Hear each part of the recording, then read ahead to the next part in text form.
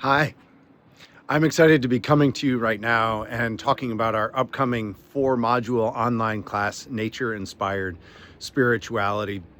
And it's been a number of years since we've offered an updated version of this course, and I'm really looking forward to it because the intention behind this is looking at how earth-based wisdom can help better support us live nourished and fully engaged spiritual lives at a time when the earth is in crisis in so many ways.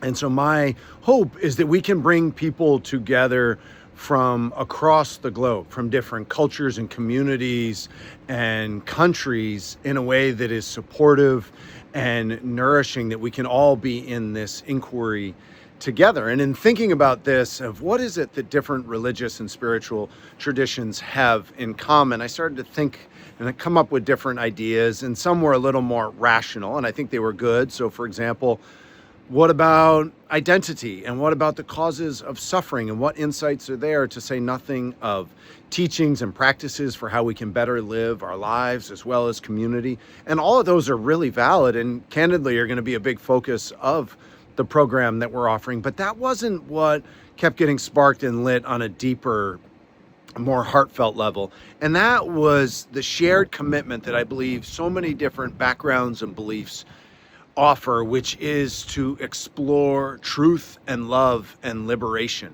And the more I sat with that, and I continue to, the more it feels really accurate that eco-spirituality has something really important to offer with these questions that we engage internally and externally. And I think it starts at the heart, and the heart of who we really are, the truth of our true nature, so to speak, which is that we are part of this vast interdependent ecology. And if you're a Buddhist, you might talk about it as interbeing, or Christians might talk about it as all God's children. Indigenous cultures talk about this connection to spirit, but all of them speak to this really interwoven web of belonging that we share, that we are a part of, and that this presence and spiritualness is a part of us as well. And it's when we really embody and live from this place that we are compelled to act, to move towards liberation, towards places that are not free, that are suffering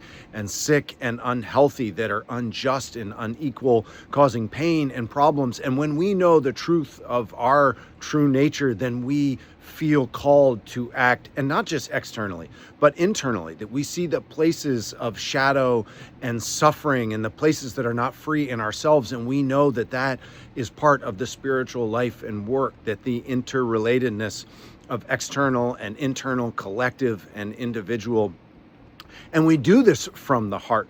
And from the heart, as the French would say, cœur, or courage. We do it with courage and compassion to do the fierce work of showing up to be part of change and transformation internally and externally. And that there is this quality of love, that we act from love and with love and for love, and not the love that is flimsy and soft, though that's beautiful, but we are acting from a place of fierce and strong and powerful love that also sees beauty, that wants to make more beauty and acts in service to the remaining beauty that is out there, and that has this wonderfully tender and vulnerable quality at the same time that it is persevering and strong. And so when we do this, we, I believe, live really spiritually enriched lives. Internally and externally, we are part of inner transformation and outer change, and that it is, again, these paths of truth, love, and liberty. And as I said before, and I feel it now in this moment, of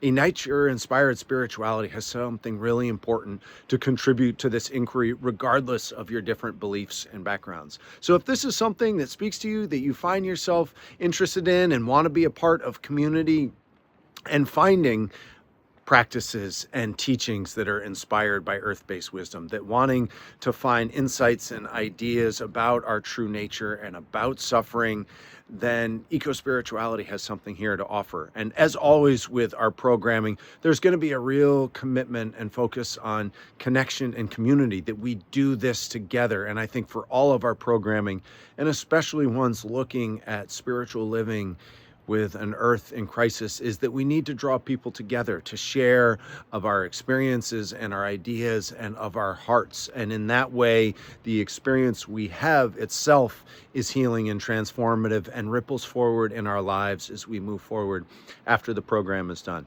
So if you want to register, please go check out our website, or if you want to get some more information, by all means, you can do that as well. But if you have questions, let us know. There are going to be these 4 times that we're going to meet together in person, and we don't have those fixed because we're going to wait till everyone has registered and then send out some polls to find out what are the best times for people, because we really want to make this work and know that our community is global. So trying to find what works best for everyone. We do know that there's going to be 2 dates in March, and then we're going to take a little bit of break in April, and then we're going to meet up again in May for the last 2 remaining programs. So I hope you're going to be interested, because I really believe that so many of us right now are engaged in this inquiry of how do we live spiritually engaged lives while trying to be a part of something positive for an earth in crisis.